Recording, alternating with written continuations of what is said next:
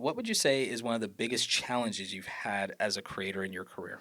I think it's definitely, I mean, obviously to keep going Hmm. because having done this for 17 years, which is wild to think about, there's people watching my channel that aren't even 17 years old. Yeah.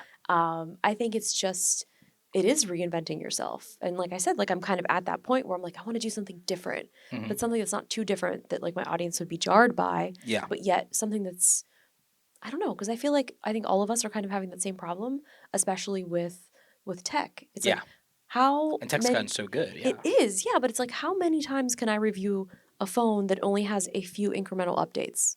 And I'm not talking about the iPhone because obviously like I love it and I will find a way to do it, but it's like Sure. even that though, I'm making the same video over and over Year again, after year. just kind of like with well, sometimes I'm actually wearing the same shirt.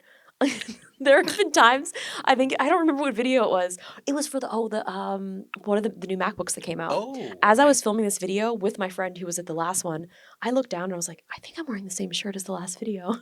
And I See, was. you are consistent. I know.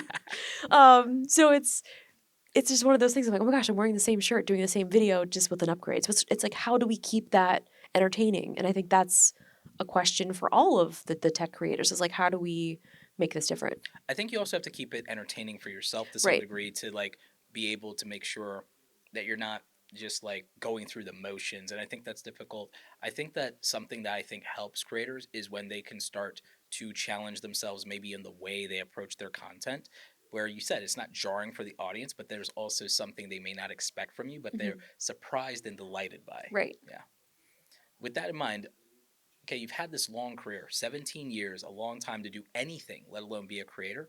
Over those years, like how has your family dealt with, your success, your notoriety, and just like the fact that you took a different path in life? Yeah. I mean, they think it's great. I mean, obviously, like my parents were worried at the beginning, like, well, we sure hope that she's able to like survive. And I don't think really ever told them like the hardships at the beginning because I didn't Yeah. want them to worry. Oh, no one And wants to worry their no, parents. it's Yeah. like I'm trying to prove like I can do it. I can move out here and everything's gonna be fine.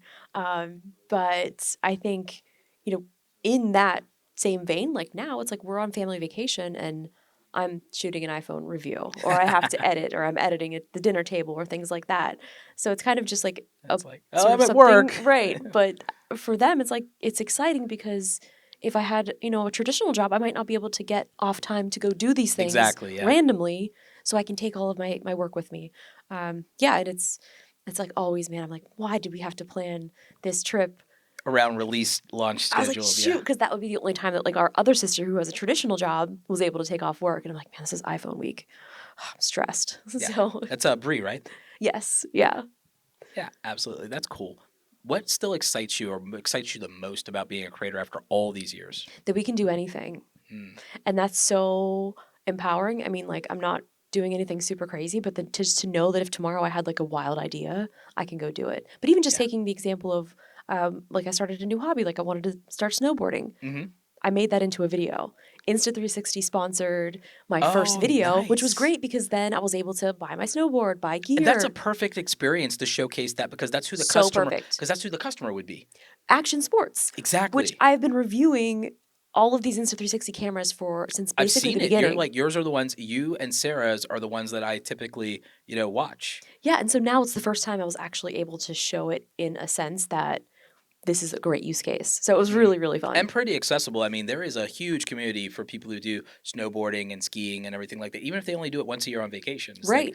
yeah, This that's is the people's. perfect camera Yeah, for it's it. perfect. Yeah, and there's so many other like action sports things that then applies to. So like, no, it is a match made in heaven on that type of video. So I mean, Yeah. that's just brilliant, and it is exciting to be able to just take things you enjoy doing and being able to incorporate them and say, oh well, I can make a video about that now. A brand will sponsor it. It's gonna be paid, and I'm also gonna have a good time. So Yeah, yeah, it's very exactly. cool.